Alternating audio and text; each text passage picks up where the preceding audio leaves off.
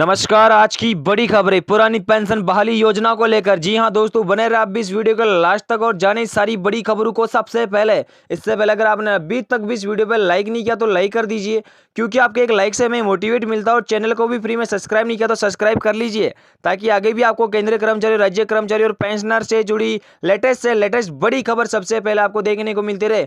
तो चलिए आगे बढ़ते हैं इन बड़ी खबरों की ओर। आज की सबसे बड़ी और पहली खबर है कि सरकारी कर्मचारियों के लिए खुशखबरी है। ओपीएस पर फैसला वापस लेगी राजस्थान सरकार। जी हां दोस्तों, आपको बता दें कि राजस्थान विधानसभा चुनाव से पहले अशोक गहलोत सरकार प्रदेश में ओल्ड पेंशन स्कीम को बड़ा मुद्दा बनाने में जुटी है। यह मुद्दा न सिर्फ राजस्थान बल्कि दूसरे चुनावी राज्य में भी विधानसभा चुनाव से पहले अहम हो गया। सबसे पहले राजस्थान ने अप्रैल 2022 में ओपीएस को बहाल किया था। राजस्थान के बाद दूसरे कांग्रेस शासित राज्यों ने भी इसे अपनाया, तो भाजपा शासित राज्य भी इसकी संभावना को टटोल रहे हैं। आपको बता दें कि कई राज्यों में कर्मचारी संगठनों ने सरकार पर दबाव बढ़ा दिया। एनपीएस पर फिर से विचार करने से इनकार कर चुकी है। केंद्र सरकार ने राजनीतिक मजबूरी की वजह से इसकी समीक्षा के लिए एक समिति बनाई है, जो नेशनल पेंशन स्कीम को कर्मचारियों के अनुकूल बनाने पर विचार करेगा। आपको बता दें कि एनपीएस के तहत कर्मचारी वेतन और महंगाई भत्ते का 10% अंशदान देते हैं, और इतना ही राज्य सरकार भी जमा करती है। एक अधिकारी ने बताया कि राजस्थान में सरकारी कर्मचारियों के 52,472 ओपीएस अकाउंट है। अभी तक सरकार ने 14,171 करोड़ रुपए अंशदान के रूप में जमा कराए, जबकि कर्मचारियों ने 14,167 करोड़ रुपए दिए। बाजार दर पर ब्याज जोड़ा लिया जाए तो रकम 40,157 करोड़ रुपए होगी। जी हां, आपको बताया कि राजस्थान में ओपीएस लागू करने के बाद राज्य सरकार ने 19 मई 2022 को एक नोटिफिकेशन जारी किया था कि कर्मचारियों को एनपीएस के लिए किए गए अंशदान को ब्याज समेत राज्य सरकार को लौटाना होगा। सरकार ने उसकी ओर से और कर्मचारी की ओर से दिए गए अंशदान को लेकर जनरल रेवेन्यू हेड के तहत जमा कराने को कहा था। हालांकि राज्य सरकार अब इस नोटिफिकेशन को बदलने की तैयारी में, ताकि केंद्र सरकार की ओर से संभावित आपत्ति की गुंजाइश न रहे। इस बात की संभावना है कि केंद्र सरकार कर्मचारियों के अंशदान को लेकर पर आपत्ति लगा सकती है। वित्त विभाग के एक अधिकारी ने कहा, चूंकि पैसा तकनीकी तौर पर कर्मचारियों का है, इसलिए राज्य सरकार इसे अपने राजस्व के तहत नहीं दिखा सकती है। आपको बता दें कि अधिकारी ने यह भी बताया कि राज्य सरकार अब pension fund regulatory and development authority से संपर्क करके एनपीएस में दिए गए 14,000 करोड़ रुपए का अपना अंशदान मांगेगी। सरकार कर्मचारियों की ओर से एनपीएस में दिए गए अंशदान को जनरल प्रोविडेंट फंड में जमा कराएगी, जिन्हें 2021 में खोला गया था। आपको बता दें कि 1 जनवरी 2004 के बाद नियुक्त 5.24 लाख सरकारी कर्मचारियों में से 3,554 अप्रैल 2022 में रिटायर्ड हो चुके हैं, लेकिन उन्हें अभी पेंशन का लाभ नहीं मिल पाया, क्योंकि केंद्र सरकार ने फंड रिलीज नहीं किया। सवाल ये भी है कि राज्य को केंद्र से एनपीएस फंड कैसे मिलेगा। केंद्र ने कई मौकों पर स्पष्ट किया कि नेशनल सिक्योरिटी डिपॉजिटरी लिमिटेड में जमा एनपीएस फंड राज्यों को वापस नहीं मिलेंगे। आपको बता दें कि नई पेंशन योजना कर्मचारी संघ राजस्थान के राज्य समन्वयक विनोद कुमार ने कहा कि राज्य को केंद्र से धन वापस लेने का अधिकार है। उन्होंने कहा, पेंशन राज्य का विषय और केंद्र को उन राज्यों को धन जारी करने की अनुमति देनी चाहिए जिन्होंने ओपीएस को बहाल किया था। जी हां दोस्तों, आपको ले चलते हैं दूसरी बड़ी खबर की ओर। नई बनाम पुरानी पेंशन का विवाद चुनावी वर्ष में बन गया बड़ा मुद्दा। जाने क्या है पूरा मामला। जी हां दोस्तों, सरकारी कर्मचारियों की पेंशन की समस्या का संतोषजनक समाधान जरूरी है। वर्षों से चली आ रही पुरानी पेंशन योजना एक कल्याणकारी सरकारी की सामाजिक सुरक्षा की दृष्टि से एक अच्छी योजना थी। देश के अधिकांश सरकारी कर्मचारी जिनको पुरानी पेंशन मिल रही है, वह उनके बुढ़ापे की लाठी के समान है। इससे उनके आत्मनिर्भरता और आत्मसम्मान बना हुआ है। जी हां, आपको बता दें कि 19 साल पहले केंद्र सरकार ने पुरानी पेंशन व्यवस्था की जगह नई पेंशन योजना यानी एनपीएस लागू की थी। यह पेंशन व्यवस्था केंद्र सरकार के सशस्त्र सुरक्षा बल को छोड़कर सभी कर्मचारियों पर लागू है। बाद में इस पेंशन योजना को पश्चिमी बंगाल को छोड़कर सभी राज्यों में लागू कर दिया गया था। इस पेंशन के अंतर्गत पेंशन के लिए एक कोष बनाने की व्यवस्था की गई, जिसमें कर्मचारियों के वेतन में 10% राशि काटने और उसमें 10% राशि सरकार द्वारा मिलाकर एक कोष में जमा करने की व्यवस्था की गई थी। आपको बता दें कि उस कोष के लिए एक नियामक संस्था बनाई गई, जो इस राशि का सरकारी बॉन्ड और कुछ प्रतिशत पूंजी बाजार में शेयरों और अन्य प्रतिभूतियों में निवेश करती है। उस पर जो लाभ मिलता है वह कर्मचारियों के लिए एक अलग से रखे गए खाते में जमा होता है। कर्मचारी की सेवानिवृत्ति पर इससे खाते में 60% राशि वह एक मुश्त निकाल सकता है, और शेष 40% राशि को जीवन बीमा निगम सहित 4 अन्य कंपनियों की पेंशन योजना में से किसी एक को चुनने का विकल्प दिया जाता है। आपको बता दें कि बाद में वही कंपनी कर्मचारी को उसकी जमा राशि के आधार पर उसके द्वारा चुनी गई योजना के अंतर्गत पेंशन की गणना करके प्रति माह पेंशन देती है। ये राशि आजीवन स्थिर रहती है, जबकि पुरानी पेंशन योजना में कर्मचारी के सेवानिवृत्ति होने के समय वेतन की लगभग आधी राशि पेंशन के रूप में मिलती है। सरकार द्वारा घोषित महंगाई भत्ता और वेतन आयोग का लाभ भी उसमें मिलता है। आपको बता दें कि वर्तमान दरों के अनुसार एनपीएस में प्रति 1 लाख रुपए की जमा राशि पर कर्मचारी की 500-600 रुपये प्रति माह पेंशन बनती है। इस प्रकार इस कोष में अगर कर्मचारी के 10 लाख रुपए जमा हो तो उसकी पेंशन 5,000 से 6,000 रुपये प्रति माह बीच रहती है। मान लीजिए किसी व्यक्ति का नई पेंशन योजना के अंतर्गत पिछले 10 साल में उसका अंशदान कट रहा है और सरकार भी अपना अंशदान मिलाकर जमा करा रही है। इस प्रकार उसके पेंशन कोष में अब तक सब लगभग 15 लाख रुपए जमा हो चुके हैं और 15 साल उसकी नौकरी और शेष जिसमें 25 लाख रुपए और जमा हो जाएंगे। इस प्रकार कुल 50 लाख रुपए से अगर वह 60% राशि निकाल ले तो शेष बचे 20 लाख रुपए के आधार पर उसकी पेंशन 600 रुपये प्रति लाख माने तो उसकी अधिकतम 12,000 रुपये महीना पेंशन मिलेगी। अगर वह 60% निकाले तो भी पेंशन लगभग 30,000 रुपये बनेगी, वे भी बिना महंगाई भत्ता, बिना वेतन के आयोग के लाभ, बिना मेडिकल सुविधा के। ये जीवन भर उतनी बनी रहेगी। आज से 15 साल बाद एक सामान्य व्यक्ति 12 या 30,000 रुपये में क्या कर सकेगा, इसका सहज भी अनुमान लगाया जा सकता है। आपको बता दें कि 2004 में जब ये पेंशन योजना लागू हुई तो कर्मचारी को शुरू में सहज और आकर्षक लगी, लेकिन जब कोई कर्मचारी बीच में सेवानिवृत्ति हुआ और उसको मिलने वाली पेंशन की राशि का पता चला, तब उसको समझ में आया कि ये पेंशन तो पुरानी पेंशन की तुलना में कुछ भी नहीं है। तब उसने खुद को ठगा सा महसूस किया। धीरे धीरे इस योजना का विरोध शुरू हो गया। केंद्र और राज्य सरकार के कर्मचारी समय समय पर अपना विरोध दर्ज कराने लगे। कई बार बड़े स्तर पर नई पेंशन योजना की जगह वापस पुरानी पेंशन शुरू करने की मांग उठनी शुरू हो गई है। ये मांग किसी न किसी के रूप में पिछले 10 वर्षों से उठ रही है। इस सरकार ने भी गंभीरता में नहीं लिया, जबकि इनमें बड़ी संख्या में कर्मचारी शामिल हुए थे। नई की जगह पुरानी पेंशन का मामला तब तूल पकड़ गया जब पिछले साल राजस्थान सरकार ने नई पेंशन योजना को समाप्त करके उसके स्थान पर पुरानी पेंशन योजना को वापस लागू किया था। राजस्थान के बाद छत्तीसगढ़, झारखंड, हिमाचल प्रदेश और पंजाब सरकार ने भी पुरानी पेंशन योजना लागू कर दी थी। आंध्र प्रदेश में नई पेंशन योजना का संशोधित रूप लागू है। आंध्र सरकार की पेंशन योजना के तहत अगर कोई कर्मचारी अपने मूल वेतन पर हर महीने 10% राशि जमा कराता और उसमें राज्य सरकार अपनी तरफ से 10% राशि जमा करके उसको सेवानिवृत्ति के समय अंतिम वेतन की 33% राशि गारंटी पेंशन के रूप में प्रदान करती है। अगर कर्मचारी प्रति माह 14% जमा कराता तो उसे 40% तक राशि गारंटी पेंशन मिल सकती है। ये पेंशन लाभ वर्तमान एनपीएस की तुलना में काफी अच्छे हैं। जी आपको बता दें कि चुनावी वर्ष होने के कारण कई विपक्षी दल नई पेंशन योजना की जगह पुरानी पेंशन लागू करने का वादा कर रहे हैं।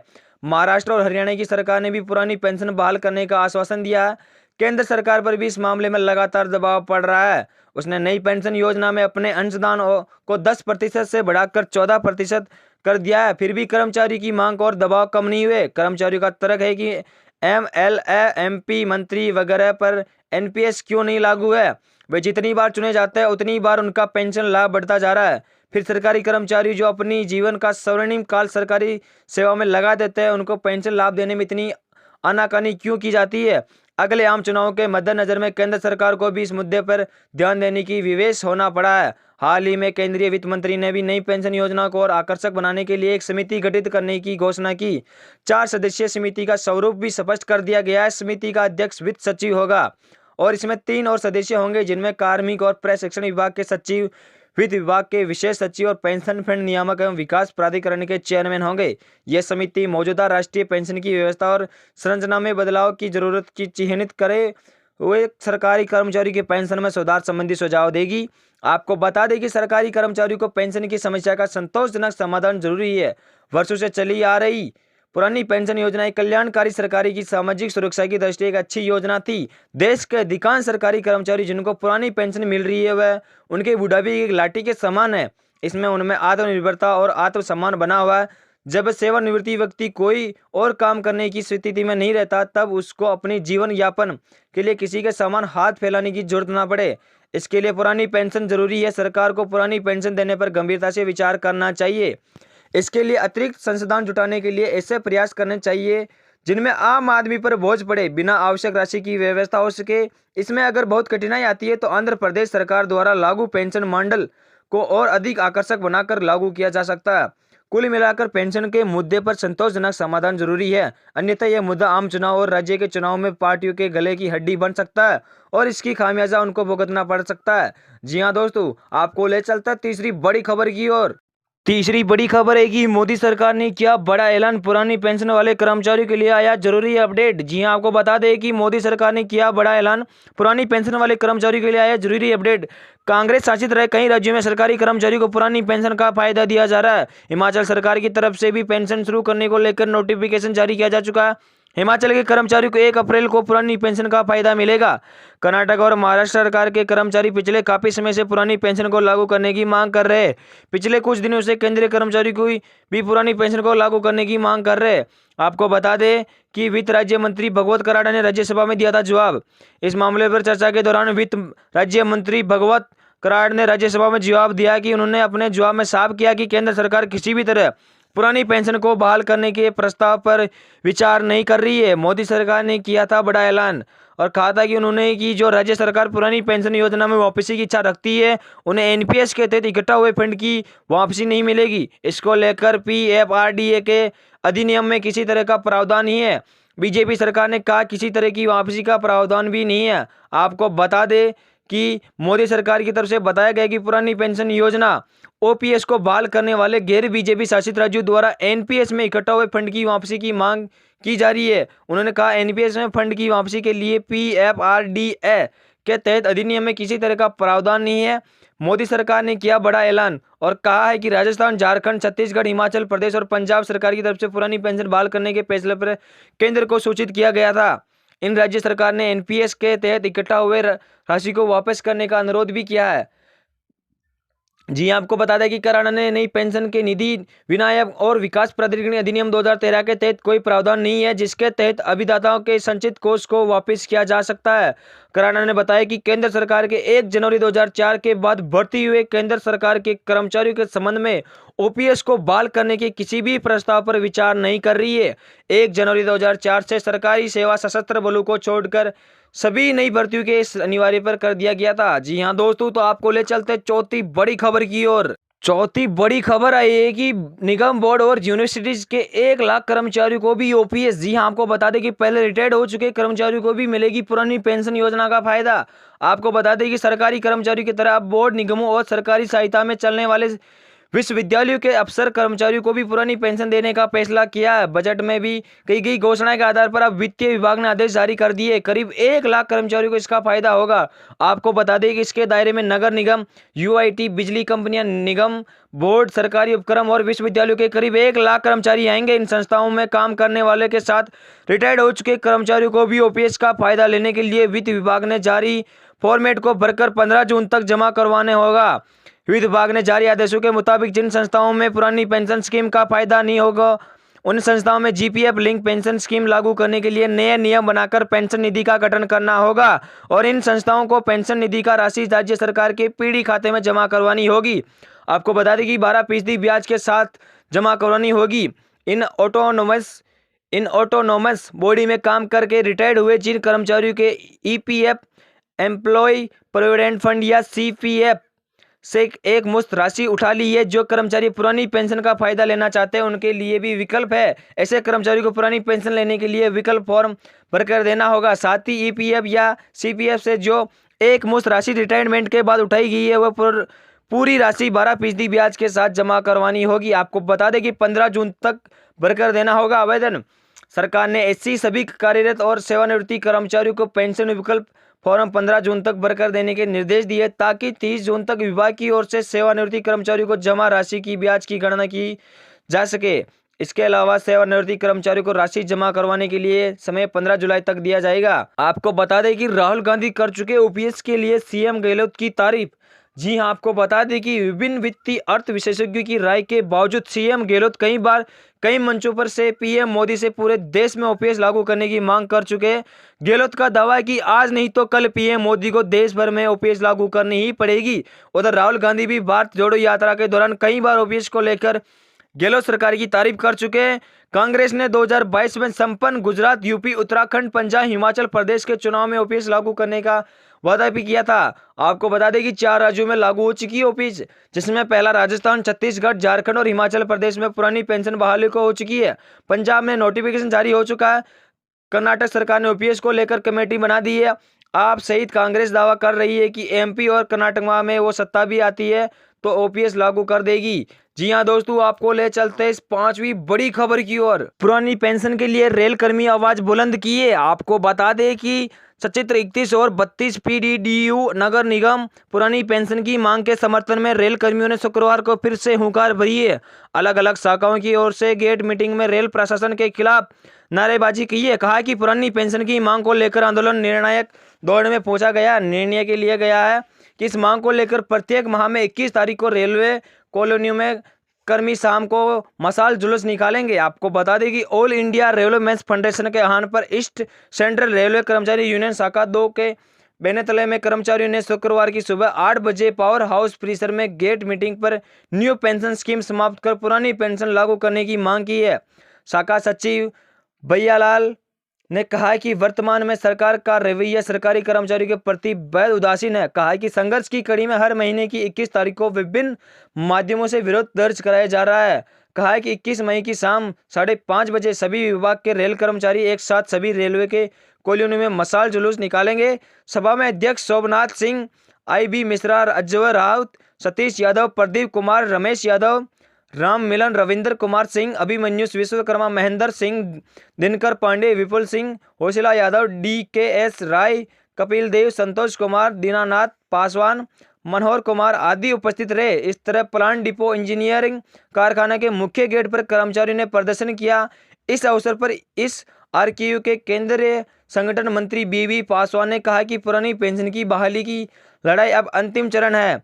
विभिन्न विभागों के केंद्रीय कर्मचारी, राज्य सरकार के कर्मियों और अन्य विभाग के एक संगठित राष्ट्रीय मंच का गठन किया गया है। इसके नेतृत्व में आने वाले दिनों में पेंशन की बहाली के लिए राष्ट्रीय आंदोलन किया जाएगा।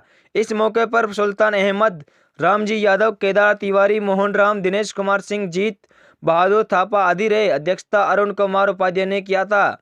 जी हाँ दोस्तों, आपको ले चलते इस 5वीं बड़ी खबर की। पुरानी पेंशन बहाली को लेकर CM धामी से मिले कर्मचारी। आपको बता दें कि देहरादून पुरानी पेंशन बहाली को लेकर राष्ट्रीय पुरानी पेंशन बहाली संयुक्त मोर्चे के प्रतिनिधिमंडल आपको बता दें कि देहरादून पुरानी पेंशन बहाली को लेकर राष्ट्रीय पुरानी पेंशन बहाली संयुक्त मोर्चे के प्रतिनिधिमंडल की CM पुष्कर धामी से मुलाकात हुई है। CM धामी ने आश्वासन दिया कि सरकार पूरी तरह कर्मचारियों के साथ खड़ी है। केंद्र सरकार के स्तर पर कमेटी का गठन किया गया था। आपको बता दें कि शुक्रवार को CM आवास में हुई बैठक में मोर्चा प्रतिनिधिमंडल के पुरानी पेंशन बहाली को दबाव बनाया गया। कहा कि देश में कई राज्यों में पुरानी पेंशन बहाली का लाभ कर्मचारियों को दिया जा चुका है। इस तर्ज पर राज्य सरकार भी अपने स्तर पर कर्मचारियों को पुरानी पेंशन बहाली का लाभ सुनिश्चित कर सकती है। कहा कि नई पेंशन स्कीम का कर्मचारियों को किसी भी तरह का कोई लाभ नहीं मिल रहा है। 35 साल की नौकरी पर कर्मचारियों को रिटायरमेंट के बाद 1000 रुपये भी पेंशन नहीं मिल रही है। इस पेंशन में रिटायरमेंट के बाद जीवन यापन करना असंभव है। आपको बता दें कि उन्होंने कहा कि राज्य सरकार चाहे तो अपने स्तर पर पुरानी पेंशन बहाली का पर अपना फैसला ले सकती है। इस मामले में अब सरकार किसी भी तरह की देरी ना करे, जल्द से जल्द राज्य सरकार के स्तर पर फैसला लिया जाए। CM धामी ने कर्मचारियों को आश्वासन दिया है कि सरकार पूरी तरह गंभीर है। पुरानी पेंशन बहाली को लेकर केंद्र सरकार ने समिति का गठन कर लिया है।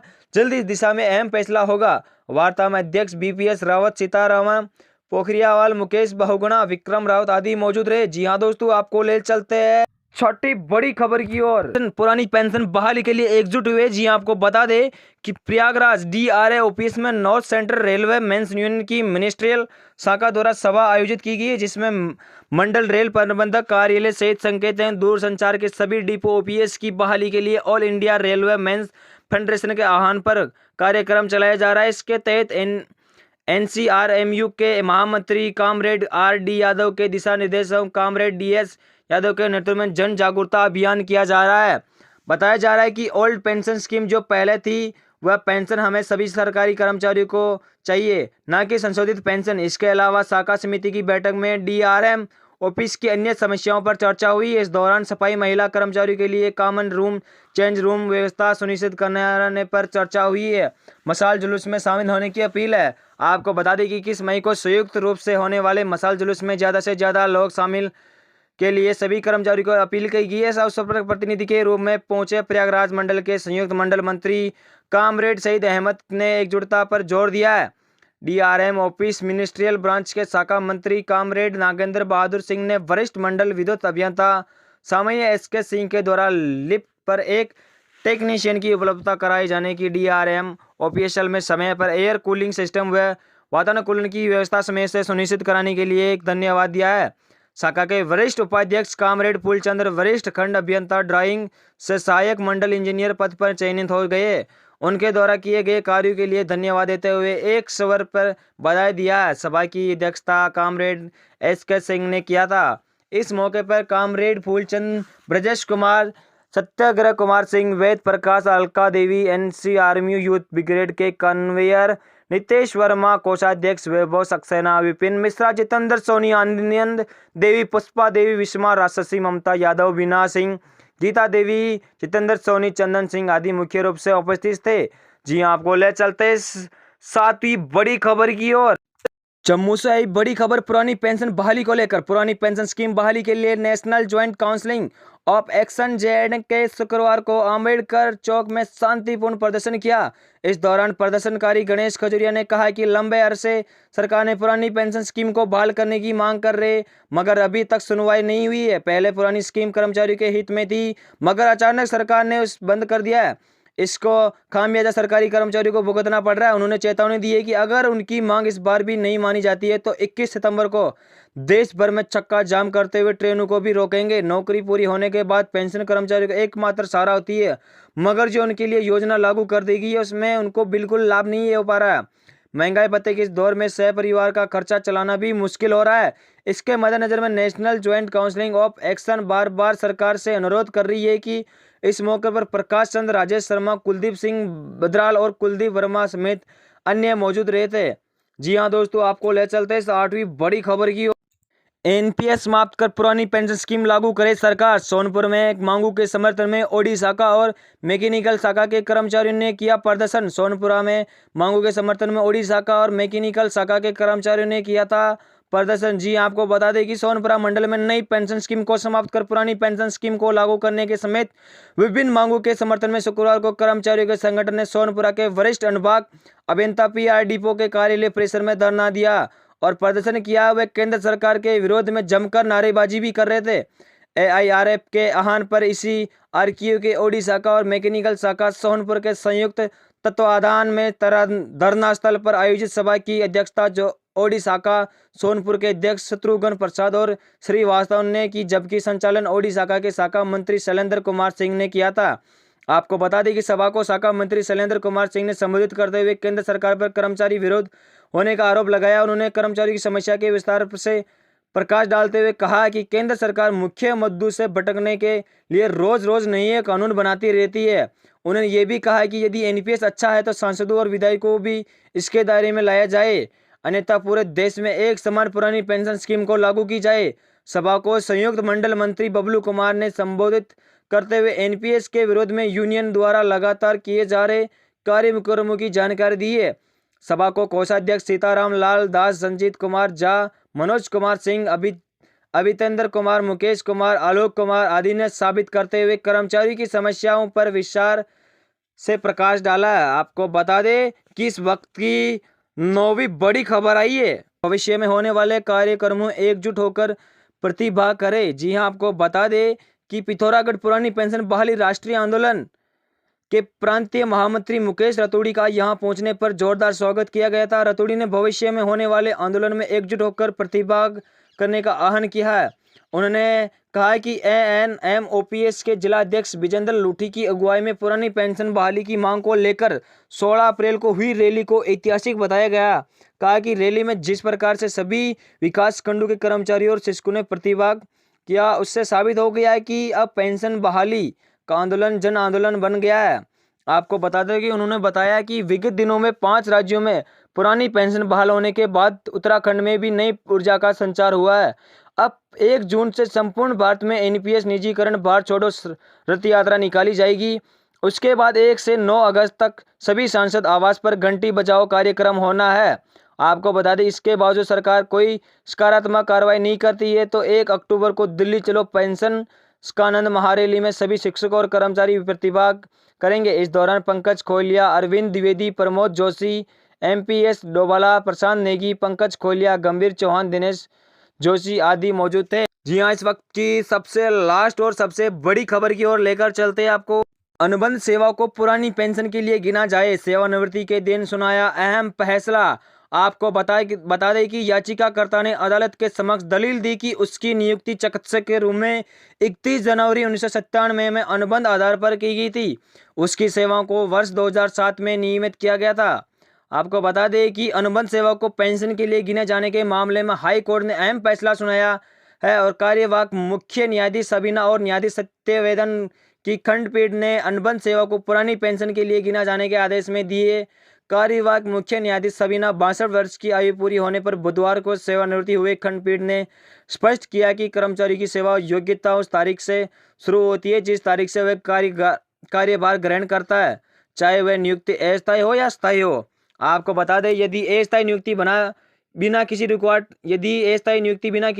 के स्थायी नियुक्ति में नियत होती है तो इसी स्थिति में अनुबंध सेवा को सीएस पेंशन नियम 1972 की प्रयोज्यता के उद्देश्य के लिए गिना जाता है। अदालत ने डॉक्टर उमेश कुमार की याचिका को स्वीकार करते हुए यह निर्णय सुनाया। अदालत ने सरकार के 18 अक्टूबर 2021 से उसके निर्णय को रद्द कर दिया जिसके तहत कर्मचारी को पेंशन का लाभ न दिया जाने का निर्णय लिया था।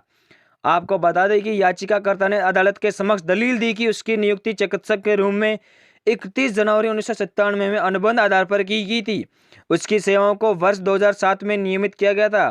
दलील दी कि सरकार ने 10 वर्ष तक उसकी सेवाओं को नियमित नहीं किया था जबकि उस स्थायी कर्मचारी की सभी सेवाएं भत्ते दिए है।